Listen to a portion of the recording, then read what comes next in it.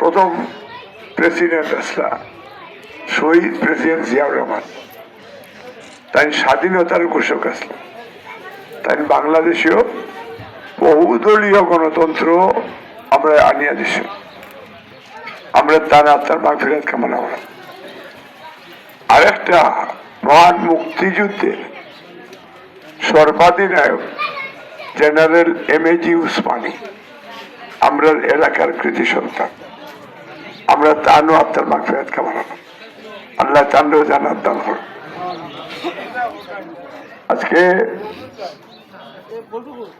আজকে আমরা বেগম খালেদা জিয়া মরহুমা তাই লন্ডন চিকিৎসালয়ে গেছিলাম।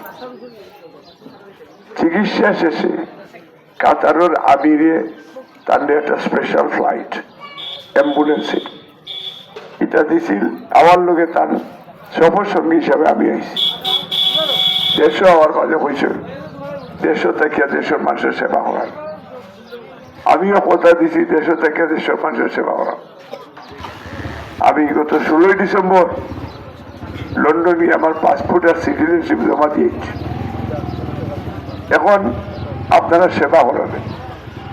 চেয়ারম্যান জনাব তারেক রহমান তাই না আমারে এবং আমরা বিএনপি জুটে যারা আছে জমিয়ত সহ তারা আমারে সফর প্রতিনিধি হিসাবে দানব শিষ্যের পক্ষে নির্বাচন করার লাগে আমারে নির্দেশ দিছে।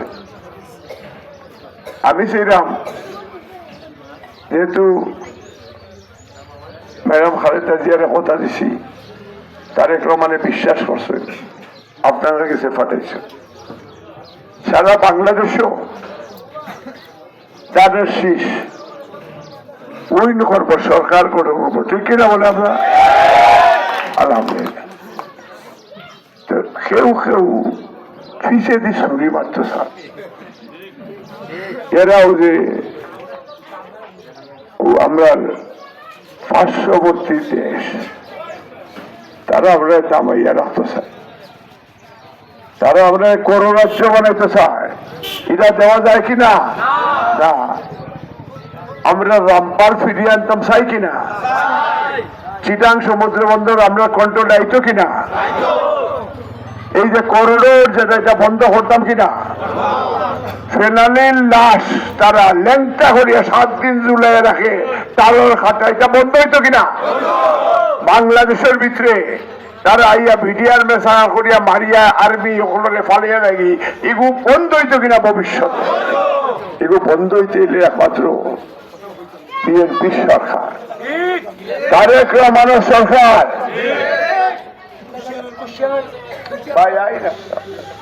আমার বক্তব্য ডিস্টার্ব করে। বিএনপি সরকার না হইলে আপনি ইটা খাওয়াইতে, কারণ কোন ন্যাশনালিস্ট তার মা বেছে না, কোন জাতীয়তাবাদী তার দেশ বেছে না। এর লাগি গত 15 বছর তারেক রহমান দেশের পাড়া থেকেও তার নেতৃত্ব দিয়েছে। এই দেশের মানুষের ভোটাধিকার ফিরিয়ে দেওয়া লাগে। গত 15 বছর আপনারা ভোট দিতে পারছেন না, এটা রাইতো তারা সিল মারিস। আমি হুতর দেই না, ইগো যখন ফিরিয়ে পাইছি ইগো হলো আগামী মাসে 12 তারিখ আপনারা দানব শিশু আপনারা ভোট দিতার একটা কারণ হইল এই যে ওদের মিজানে